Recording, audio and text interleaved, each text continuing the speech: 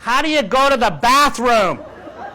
Got up in front of a bunch of junior high 7th graders and was about to talk about the radio industry, and I said, boys and girls, if you have any questions, don't hesitate to put up your hands. Every kid in the audience shot their hands up, and I didn't know what to do.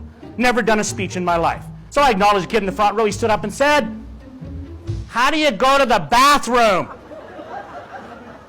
Okay, that wasn't a broadcasting question. That was a really good question. And I dare you to get it out of your heads for the next 15 minutes. There was a school right across the street from our house in Yorkton, Saskatchewan, and I couldn't wait to go there. I just couldn't wait to go to that school. Principal just looks across his desk and says, hey folks, I'm sorry to tell you this, but he can't come here. So Mom says, well, he needs to go to school. Where's that going to happen? Oh, he needs to go across town to the school where crippled kids like him go.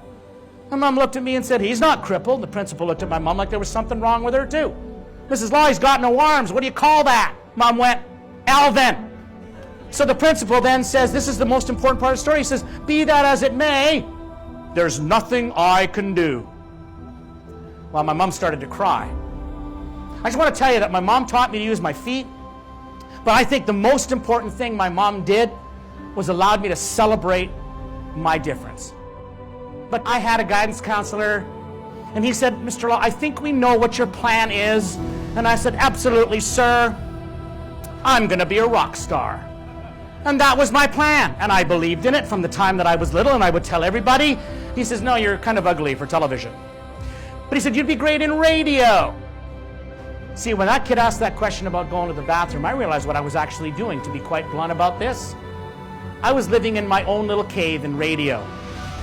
Because society was not my favorite place, because people would stare and people would look funny. And you can imagine that happens to me all the time. But the fact of the matter is, it took me a special experience to absolutely understand how life actually works. That was the day that my son Vance was born. I was not prepared. I was kind of going through in my mind of what this was going to be like, and when he was 11 minutes old, they put him here.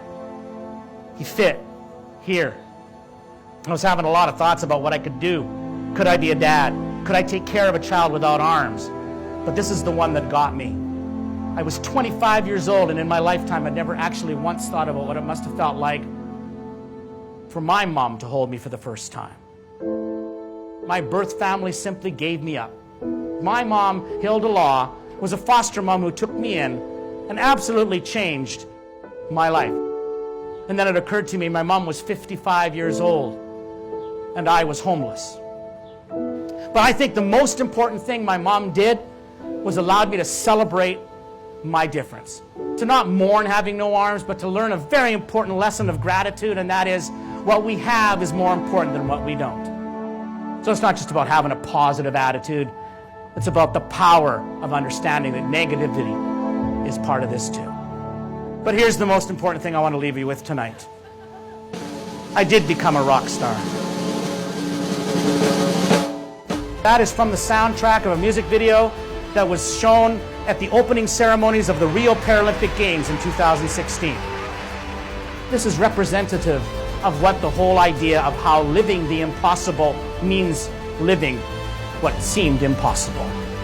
Our dreams can come true, but we have to believe that it's possible.